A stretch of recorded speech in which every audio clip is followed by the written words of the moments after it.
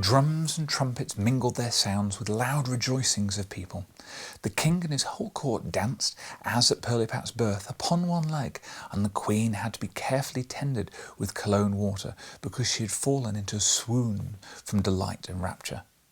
Young Drosselmeyer, who still had his 7 steps to perform, was a good deal discomposed by the tumult, but he kept firm, and was just stretching back his right foot for the 7th step when Lady Mouserings rose squeaking and squealing out of the floor.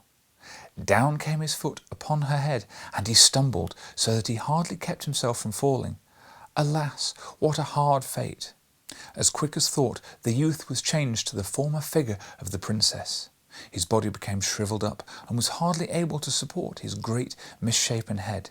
His eyes turned green and startling. His mouth was stretched from ear to ear. Inside his queue a narrow wooden cloak now hung down his back, with which he moved his lower jaw. The watchmaker and astronomer were benumbed with terror and affright, while Lady Mouserings rolled bleeding and kicking upon the floor. Her malice did not go unpunished, for young Drosselmeyer had trodden upon her neck so heavily with the sharp of his toe that she should not survive. When Lady Mouserings lay in her last agonies, she squeaked and whimpered in a piteous tone. "Oh, Crackatuck, hard nut, hi, hi! Of thee I must die, kee, kee! Son of 7 crowns will bite, Nutcracker at night, he, kee, kee! And revenge his mother's death, short breath, must I, he, die so young, kee, oh agony, queek!" With this, Lady Mouserings died, and the royal oven heater carried out her body. As for young Drosselmeyer, no one troubled himself any farther about him, but the princess put the king in mind of his promise, and he had commanded that they should bring the young hero before him. But when the unfortunate youth approached, the princess held both hands before her face and cried, "Away, away with the ugly Nutcracker!" The court-martial immediately took him by the shoulders and pushed him out of the door. The king was full of anger because they had wished to give him a Nutcracker for a son-in-law, and he put all the blame on the machinist and astronomer, and banished them forever from the kingdom. This did not stand in the horoscope which the astronomer had set up in Nuremberg, but he did not allow himself to be discouraged. He straightway took another observation and declared that he could read in the stars that young Drosselmeyer would conduct himself so well in his new station that in spite of his deformity he would yet become a prince and a king, and that his former beauty would return as soon as the son of Lady Mouserings, who had been born with 7 heads after the death of her 7 sons, had fallen by his hand, and a maiden had loved him notwithstanding his ugly shape. And they say that young Drosselmeyer has actually been seen about Christmas time in his father's shop in Nuremberg as a Nutcracker, it is true, but at the same time as a prince. This, children, is the story of Hard Nut, and as you know why people say it so often, that is a hard nut, and whence it comes that nutcrackers are so ugly. The counsellor thus concluded his narrative. Maria thought that the Princess Pirlipat was an ill-natured, ungrateful thing, and Fred declared that if the Nutcracker were anything of a man, he would have not been long in settling matters with the Mouse King, and would get his old shape again very soon. The Uncle and Nephew. If any one of my good readers has ever the misfortune to cut himself with glass, he knows how it hurts, and how long a time it takes to heal. Whenever Maria tried to get up, she felt very dizzy, and so continued for a whole week, during which time she was obliged to remain in bed. But at last she became entirely well and could play about the chamber as merrily as ever. Everything in the glass case looked pretty, for the trees and flowers and houses and beautiful puppets stood there new and bright as ever. But, best of all, Maria found her dear Nutcracker again. He stood on the second shelf and smiled upon her with good, sound teeth. In the midst of all the pleasure which she felt in gazing at her favourite, a pang went through her heart when she thought that Godfather Dresselmeyer's story had been nothing else but the history of the Nutcracker, and that his quarrel with Lady Mouserings and her son.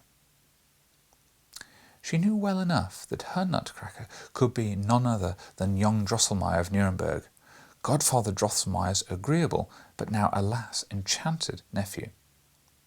For that skilful watchmaker at the court of Pirlipat's father was the Councillor Drosselmeyer himself, she did not doubt for an instant, even while he was telling the story. "But why is it that your young uncle did not help you? Why did he not help?" complained Maria, as it became clearer and clearer to her mind that in the battle she saw, Nutcracker's crown and kingdom were at stake. "Were not all the other puppets subject to him? Is it not plain that the prophecy of the astronomer has been fulfilled, and that young Drosselmeyer is prince and king of puppets?" While the shrewd Maria explained and arranged this all so well in her mind, she believed that since she had seen the Nutcracker and his vassals in life and motion, that they actually did live and move. But that was not so. Everything in the glass case remained stiff and lifeless. Yet Maria, far from giving up her convictions, cast all of the blame upon the magic of Lady Mouserings and her 7-headed son. "But if you are not able to move or talk to me, dear Master Drosselmeyer," she said aloud to the Nutcracker, "yet I know well enough that you understand me, and know what good friend I am to you. You may depend on my help, and I will beg your uncle to bring his skills to your assistance whenever you have need of it." The Nutcracker remained still and motionless, but it seemed to Maria as if a gentle sigh was breathed in the glass case, so that the panes trembled, scarce audibly indeed, but a strange sweet tone, and then a voice rang out like a little bell. "Maria mine, I'll be thine, and thou mine, Maria mine." Maria felt, in the cold shuddering that swept over, a singular pleasure. Twilight had come, and the doctor, with good Godfather Drosselmeyer, entered the sitting-room, and it was not long before Louise had arranged the tea-table, and all sat around, talking cheerfully of various things. Maria had very quietly taken her little armchair, and seated herself close at Godfather Drosselmeyer's feet. During a moment when they were all silent, she looked up at her large blue eyes to the councillor's face, and said, "I know, dear Godfather Drosselmeyer, that my Nutcracker is your young nephew, the young Drosselmeyer of Nuremberg, and he has become a prince, or king rather, as your companion, the astronomer, foretold. All has turned out exactly so. You know that he was at war with the son of the Mouse Lady of Lady Mouserings, with the hateful Mouse King. Why did you not help him?" Maria then related the whole course of the battle, just as she had seen it, and was often interrupted by loud laughter of her mother and Louise. Fred and Drosselmeyer remained serious, however. "Where does the child get all this strange stuff in her head?" said the doctor. "She's a very lively imagination," replied Mother. "In fact, they're nothing but dreams caused by her violent fever." "That's not very true," said Fred. "My red hussars are not cowards at all. If I thought so, swords and daggers, I would make a stirring among them." But Godfather Drosselmeyer, with a strange smile, took little Maria on his lap, and said in a softer tone than he had ever heard speaking before, "Ah, dear Maria, more power is given to thee than to me, or the rest of us. Thou, Pirlipat, art a princess born, for thou dost reign in bright and beautiful kingdom. But thou hast much to suffer, if thou wouldst take part of the poor misshapen Nutcracker, for the Mouse King watches for him at every hole and corner. I cannot, thou alone cannot rescue him. Be firm and true." Neither Maria nor anyone else knew what Drosselmeyer meant by these words, and they appeared so singular that Dr. Stahlbaum that he felt the councillor's pulse, and said, "Worthy friend, you have some violent congestion about the head. I will prescribe something for you." But the mother shook her head thoughtfully and spoke. "I feel what it is that the councillor means, but I can't express it in words." The victory. Not long after, Maria was awakened one moonlit night by a strange rattling. It seemed to be coming out of the corner of the chamber, and it sounded as if little stones were thrown and rolled about. Every now and then there was a terrible squeak and squealing. "Ah, the mice are coming again!" exclaimed Maria in fright. and she was about to wake her mother when her voice failed and she could stir neither hand nor foot, for she saw the Mouse King work his way out of a hole in the wall and then run with sparkling eyes and crowns around and around the chamber, when at last with a desperate leap he sprang upon the little table that stood close by her bed. "Hi, must give thy sugar plums, thy gingerbread little thing, or I will bite thy nutcracker, so squeaked the Mouse King, and snapped and grated hideously with his teeth, and then sprang down again and away through the hole in the wall. Maria was so distressed by this occurrence that she looked very pale in the morning and was scarcely able to say a word.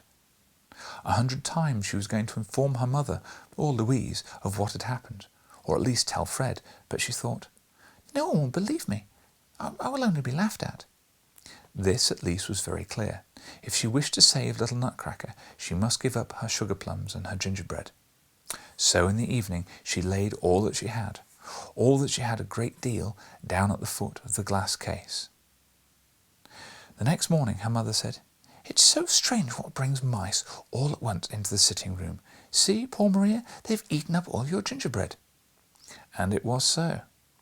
The ravenous Mouse King had not found the sugar plums exactly to his taste, but he had gnawed them with his sharp teeth, so that they had to be thrown away.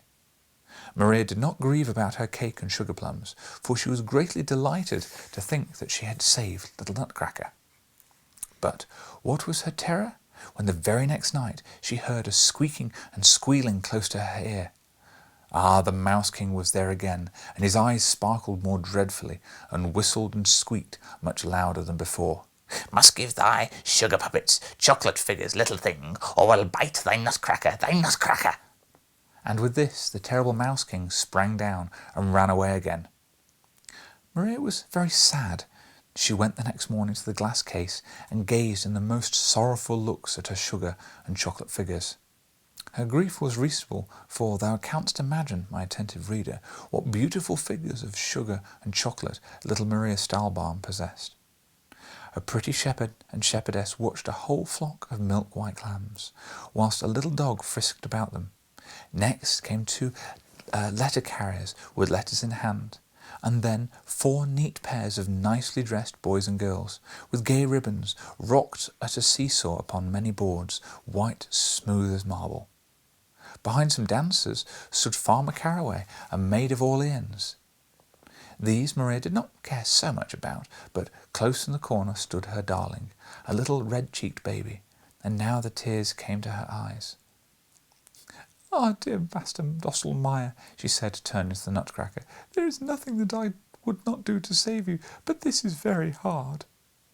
The Nutcracker looked all the while so sorrowful that Maria, who felt as if she saw the Mouse King open his 7 mouths and devour the unhappy youth, resolved to sacrifice them all.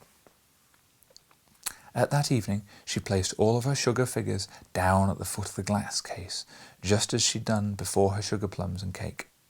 She kissed the shepherd and shepherdess and lambs, and at last took her darling, the little red-cheeked baby, out of the corner, and placed it behind all the rest. Farmer Caraway and the Maid of Orleans must stand in the first row.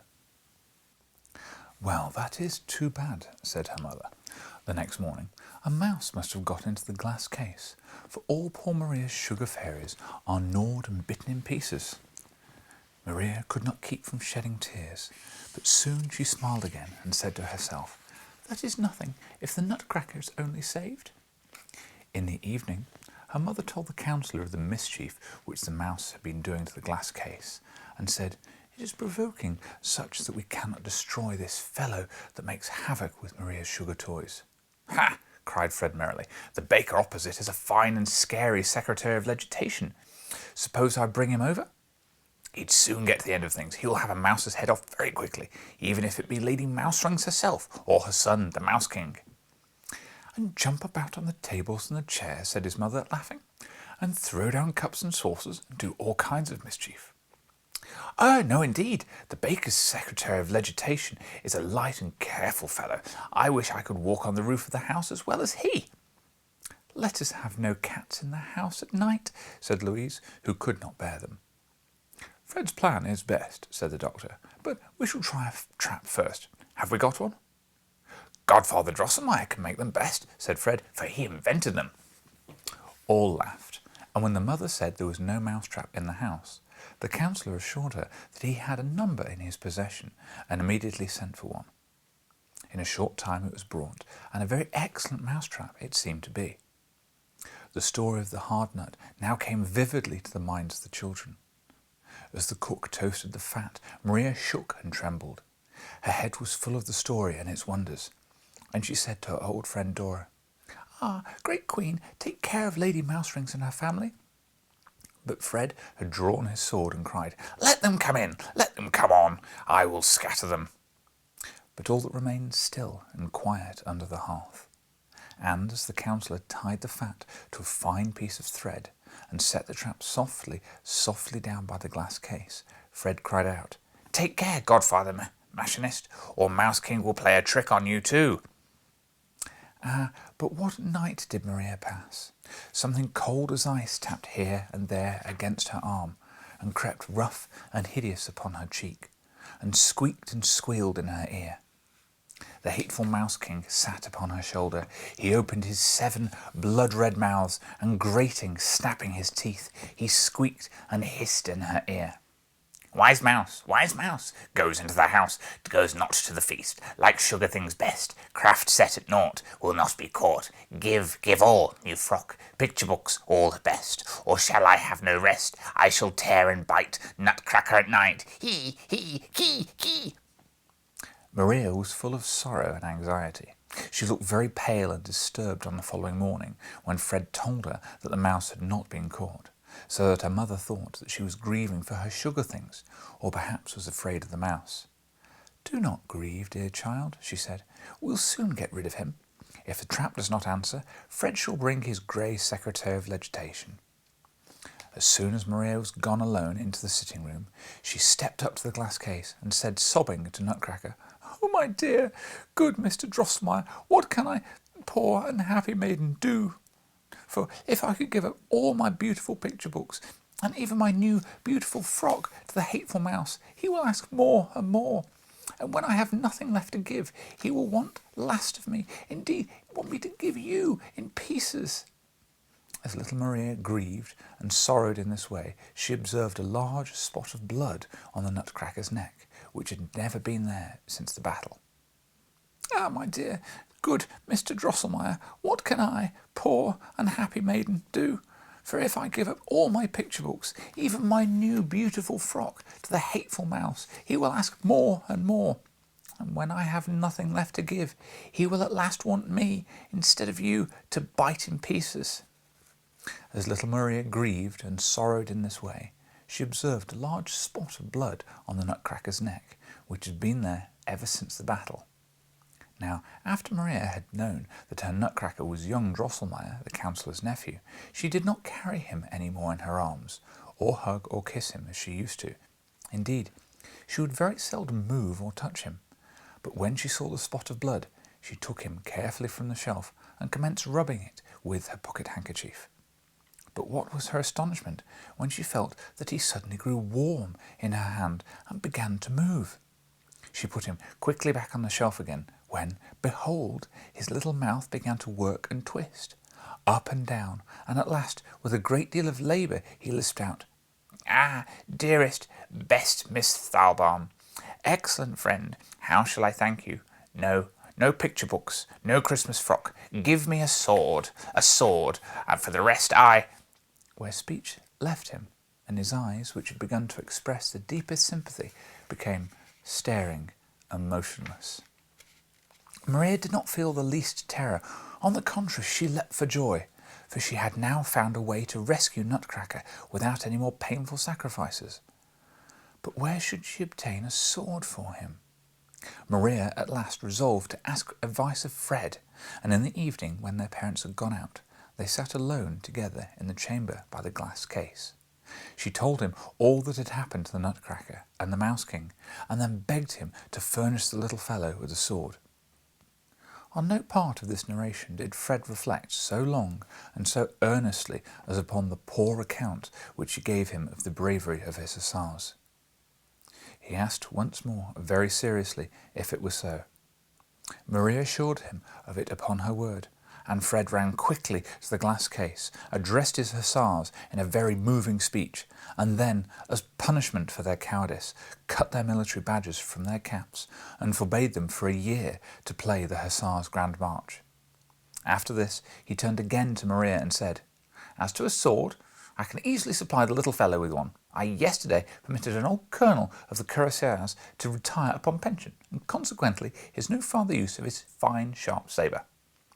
The aforementioned colonel was living on a pension which Fred allowed him in the farthest corner of the third shelf. He was brought out and his fine silver sabre taken from him and buckled about the Nutcracker. Maria could scarcely get to sleep that night. She was so anxious and fearful. About midnight it seemed to her as if she heard a strange rustling and rattling and slashing in the sitting room, and all at once it went "Quick!" "The Mouse King! The Mouse King!" cried Maria, and sprang into her fright out of her bed. All was still, but presently she heard a gentle knocking at the door, and the softest voice was heard. "Worthiest, best, kindest Miss Stahlbaum, open the door without fear. Good tidings." Maria then knew the voice of young Drosselmeyer, so she threw her frock about her and opened the door. Little Nutcracker stood without with a bloody sword in his right hand and a wax taper in his left. As soon as he saw Maria, he bent down on one knee and said, "You, O lady, you alone it was that filled me with knightly courage and gave this arm strength to contend with the presumptuous foe who dared to disturb your slumber. The treacherous Mouse King is overcome. He lies bathed in his blood. Scorn not to receive the tokens of victory from a knight who will remain devoted to your service until death." With these words, Nutcracker took off the 7 crowns of the Mouse King, which he had hung upon his left arm, and reached them to Maria, who received them with great joy. Nutcracker then arose and said, "Best, kindest Miss Stahlbaum, you know not what beautiful things I would show you at this moment, while your enemy lies vanquished, if you would have condescension to follow me for a few steps. Oh, will you be so kind, and will you not be so good, best, kindest Miss Stahlbaum?" The Puppet Kingdom. I believe that none of you, children, would have hesitated for an instant to follow the good, honest Nutcracker, who could never have meditated any evil. Maria consented to follow him so much more readily because she knew what claims she had upon his gratitude, and because she was convinced that he would keep his word and show her many beautiful things, said, "I will go with you, Master Drosselmeyer," she said, "but it must not be far, and it must not be for long, for as yet I have hardly had any sleep." "I will choose then," replied the Nutcracker, "the nearest, though more difficult way." He went onward, and Maria followed him until he stopped before a large antique wardrobe, which stood in the hall. Maria perceived to her astonishment that the doors of this wardrobe, which were always kept locked, now stood wide open, so that she could see her father's fox-furred travelling coat, which hung in the front. Nutcracker clambered nimbly up the carved figures and ornaments until he could grasp the large tassel which hung down the back of the coat and was fastened to it by a thick cord. As soon as Nutcracker pulled upon the tassel, a neat little stairs of cedarwood stretched down from the sleeve of the travelling coat to the floor. "Ascend, if you please, dearest miss," cried the Nutcracker. Maria did so, but scarcely had she gone up the sleeve, scarcely had she seen her way out at the collar, when a dazzling light broke forth upon her, and all at once she stood upon a sweet-smelling meadow, surrounded by millions of sparks, which darted up like flashing jewels. "We are now among Candy Meadow," said the Nutcracker, "but we will directly pass through yonder gate." When Maria looked up, she saw the beautiful gate which stood a few steps before them upon the meadow. It seemed built of variegated marble, of white, brown, and raisin-coloured. When Maria came nearer, she perceived that the whole mass consisted of sugar, almonds, and raisins, kneaded and baked together, for which reason the gate, as the Nutcracker assured her when they passed through it, was called the Almond and Raisin Gate. Upon a gallery built over the gate, made apparently of barley sugar, there were 6 apes in red jackets who struck up the finest Turkish music that was ever heard, so that Maria scarcely observed that they were walking towards and onwards over a rich mosaic which was nothing else than a pavement of nicely inlaid lozenges. Very soon the sweetest odours streamed around them, which were wafted from a little wood. It opened to each side before them. There it shone and sparkled so among the dark leaves that the golden and silvery fruit could plainly be seen hanging from their gaily coloured stems, while the trunks and branches were ornamented with ribbons and nosegays. And when the orange perfume stirred and moved like a soft breeze, how it rustled among the boughs and leaves, and the golden fruit rocked and rattled in merry music, to which the bright dancing sparkles kept time. "Ah, how delightful it is here!" cried Maria, entranced with happiness. "We are in Christmas Wood, best miss," said the Nutcracker. "Ah, but if I could linger here a while!" cried Maria. "Oh, it is just too charming!" Nutcracker clapped his hands with some little shepherds and shepherdesses and huntresses came near, who were so delicate and white they seemed to be made of pure sugar. They brought a dainty little armchair, all of gold, and laid upon it a green cushion of candied citron, and invited Maria very politely to sit down. She did so, and immediately the shepherds and shepherdesses danced a very pretty ballet, when the hunters very obligingly blew their horns, and then all disappeared again into the bushes. Pardon, kindest Miss Stahlbaum," said the Nutcracker. "The dance was miserably performed, but the people all belong to our company of wire dancers, and they can do nothing but the same thing. They are very deficient in variety, and the hunters blew so dully and lazily.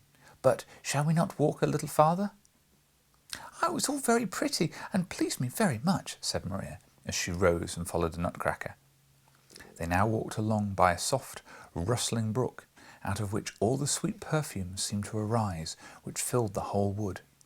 "This is Orange Brook," said Nutcracker, "but it is a fine perfume, except it cannot compare in either size or beauty with Lemonade River, like which it empties into Orgate Lake." In fact, Maria very soon heard a louder rustling and dashing, and then beheld the broad Lemonade River, which rolled in proud, cream-coloured billows between banks covered with bright green bushes.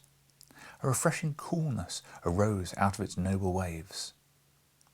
Not far off, a dark yellow stream dragged itself lazily along, but gave forth a very sweet odour, and a great number of little children sat on the shore angling for little fish, which they ate as soon as they caught up. When Maria came nearer, she observed that the fish were shaped like peanuts. At a distance there was a very neat little village on the borders of the stream. Houses, churches, parsonages, barns were all dark brown, but many of the roofs were gilded. Some of the walls were painted so strangely it seemed as if little sugar plums and bits of citron were stuck on them. "That is Gingerbreadville," said the Nutcracker, "which lies on the Molasses River. Very pretty little people live in it, but they are ill-tempered because they suffer a good deal from toothache, so we will not visit it." At this moment Maria observed a little town in which the houses were clear and transparent and of different colours, which was a very pretty sight to look at. Nutcracker went straight towards it, and now Maria heard a busy, merry clatter and saw 1,000 tiny figures collected around some heavily laden wagons which had stopped in the market. These they unloaded, and what they took out looked like sheets of coloured paper and chocolate cakes. "We are now in Bourbon Town," said Nutcracker. "An importation has just arrived from Paperland and from King Chocolate. The poor people of Bonbon Town are often terribly threatened by the arch enemies of Generals Flies and Gnat, for which reason they fortify their houses out of stout materials from Paperland, and throw up fortifications of strong bulwarks which King Chocolate sends them. But worthiest Miss Stahlbaum, we shall not visit all these little towns and villages of this land. To the capital! To the capital!" Nutcracker hastened forward, and Maria followed, full of curiosity. It was not long before a sweet odour of roses enveloped them, and everything around was touched with a soft rose-coloured tint. Maria soon observed that this was the reflection of the red glacing cake, which rustled and danced before them, with charming melodious tones in little rosy waves. "Beautiful," Silver-white swans with gold collars swam in the lake, singing sweet tunes, and little diamond fish dipped up and down in the rosy water, as if in the merriest dance. "Ah!" exclaimed Maria ardently. "Is this then the lake which Godfather Drosselmeyer was once going to make for me, and I myself am the maiden who is to fondle and caress the dear swans?" The Nutcracker laughed in a scornful manner, such as Maria had never observed him before, and said, "Godfather Drosselmeyer can never make anything like this. You yourself rather, sweetest still, Miss Stahlbaum. But we will not trouble our heads about that. Let us sail across the Rose Lake to the capital." The capital. The Nutcracker clapped his little hands together again, and Rose Lake began to dash louder, and the waves rolled higher, and Maria perceived a car of shells covered with bright, sparkling, gay-coloured jewels moving toward them in the distance, drawn by 2 golden-scaled dolphins. 12 of the loveliest little Moors, with caps and aprons braided from a hummingbird's feathers, leaped upon the shore and carried first Maria and then Nutcracker with a soft, gliding step over the waves and placed them in the car, which straightway began to move across the lake. Ah, how delightful it was as Maria sailed along with the rosy air and the rosy waves breathing and dashing around her. The 2 golden-scaled dolphins raised up their heads and spouted clear crystal streams out of their nostrils, high, high in the air, which fell down again in the thousands of quivering, flashing rainbows, as it seemed as if 2 small silver voices rang out, "Who sails upon the rosy lake? The little fairy, awake, awake!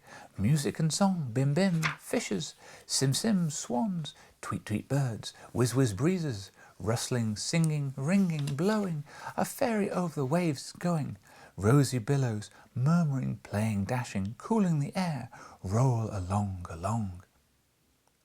But the singing of the falling fountains did not seem to please the 12 little Moors who were seated up behind the car, for they shook their parasols so hard that the palm leaves from which they were made rattled and clattered. And they stamped with their feet in a very strange time and sang, "Clap, clip, and clip, clap, backwards and forwards, up and down." "Moors are merry folk," said Nutcracker, somewhat disturbed, "but they will make the whole lake rebellious." And very soon there arose a confused din of strange voices, which seemed to float in the air and in the sea. But Maria did not heed them, for she was gazing in the sweet-scented rosy waves, out of which the face of a charming little maiden smiled upon her. "Ah!" she cried joyfully, and struck her hands together. "Look, look, dear Master Drosselmeyer! There is the Princess Pirlipat down in the water. Oh, how sweetly she smiles upon me!" Nutcracker sighed quite sorrowfully and said, "Oh, kindest Miss Stahlbaum, that is not Princess Pirlipat. It is you. It is your own lovely face that smiles so sweetly out of Rose Lake." Upon this, Maria drew her head back very quickly, put her hands before her face, and blushed very much. At this moment she was lifted out of the car by the 12 Moors, who carried to the shore. They now found themselves in a little thicket, which was perhaps more beautiful even than Christmas wood. It was so bright and sparkling that the most wonderful in it were strange wild fruits that hung upon the trees, which were not only curiously coloured, but gave out also a very kind of sweet odour. "We are in Sweetmeat Grove," said the Nutcracker, "but yonder is the capital."